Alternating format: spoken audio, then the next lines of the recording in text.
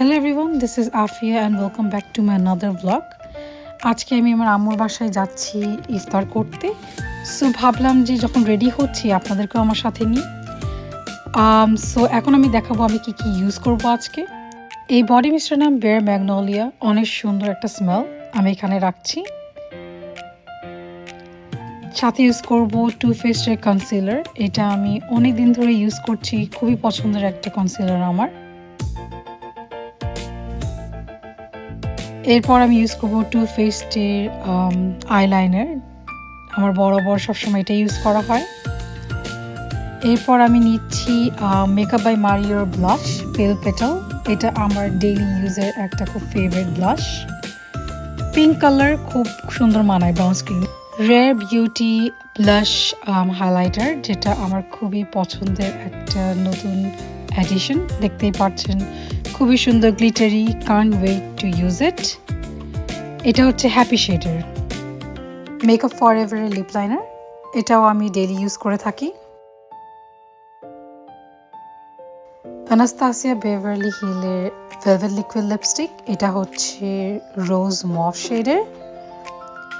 খুব সুন্দর একটি shade, must use for brown skin. এবং সাথে উপরে দিব হুদা বিউটি ফক্স ফিলারের একটি লিপ গ্লস। সোয়ারভস্কির এই ক্রিসেন্ট পেন্ডেন্টটা আমার খুবই পছন্দ এবং এটা আমি আজকে আমার আউটফিটের সাথে পরব। সাথে পরব এই ঝুমকার সেটটা। এটা বাংলাদেশ থেকে আমি নিয়েছিলাম অনেক আগে অবশ্য, বাট অ্যাগেন খুবই কিউট, খুবই সুন্দর কালার অ্যান্ড এখনও এটার কালার খুব সুন্দর আছে। কেজের থেকে নিয়েছিলাম। নিউ ইয়র্ক অ্যাপার্টমেন্টগুলার one of the biggest crisis is closet. So যার কারণে বেশিরভাগ আমাদের ট্রেডিশনাল কাপড়গুলো আমরা রাখি হচ্ছে সুটকেসে। সো যখনই কোনো ট্রেডিশনাল কাপড় পরতে চাই সেটা বের করলে আগে করতে হয় আয়রন, কারণ খুবই বাজেভাবে ক্রিস পড়ে থাকে। সো আমি ড্রেসটাকে ভালোভাবে আয়রন করে নিচ্ছি। অনেক লেট হয়ে যাচ্ছিল, সো তাড়াহুড়া করে চুলটা স্ট্রেট করে নিচ্ছিলাম। বেবি হওয়ার পর থেকে টাইমলি কোথাও যাওয়াই অনেক ডিফিকাল্ট হয়ে গিয়েছে, but I am trying my best. আমার রেডি হওয়া অলমোস্ট ডান, আর স্যান্ডেলটা পরে এখনই দিব দৌড়। সো এখানে আমি বের হয়ে যাচ্ছি অন আওয়ার ওয়ে। সো আমি যাচ্ছি আমার আম্মুর বাসায়। উনি থাকে ব্রুকলিনে, আমি থাকি হলিসে। সো জ্যাম সহ সব মিলে 30 মিনিটস মতো লেগে যায়।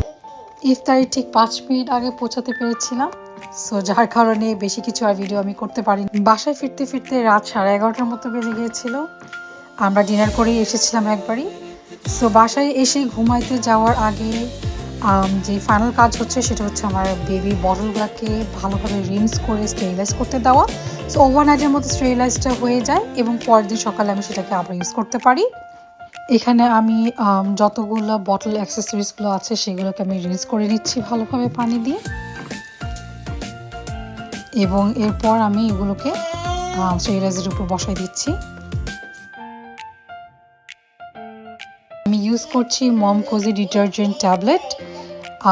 এটা মম কোজি স্টেরিলাইজারের সাথে একটি সেট। এটা আপনি একসাথে কিনতে পারবেন, আলাদাভাবে কিনতে পারবেন। এবং আমি যতগুলো নিউ প্যারেন্টস আছে আমি সবাইকে রেকমেন্ড করব এই স্টেরিলাইজারটাকে কেনার জন্য। আমি এই স্টেরিলাইজারটা ডে 1 থেকে আমার বেবির জন্য ইউজ করছি এবং আমার বেবি কোনো ধরনের হেলথ প্রবলেম এই স্টেরিলাইজার ইউজ করার পর হয়নি। বটলগুলোকে খুবই সুন্দর করে ওয়াশ করে এবং একদম ক্লিন করে দেয় খুব সুন্দর করে, এবং স্টেরিলাইজও করে দেয়, এবং আমার হাত দিয়ে ওয়াশও করা লাগে না। আমি এখানে ফিল্টার পানি ইউজ করি ওয়াশ করার জন্য। সো দেখতেই পাচ্ছেন আমি ফিল্টার জগ থেকে আমি এখানে পানি ঢেলে দিচ্ছি।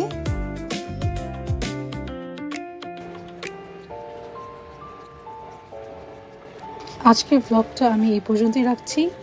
ইনশাল্লাহ আবার আপনাদের সাথে দেখা হবে আরেক দিনের ব্লগ নিয়ে। Thank you so much for watching.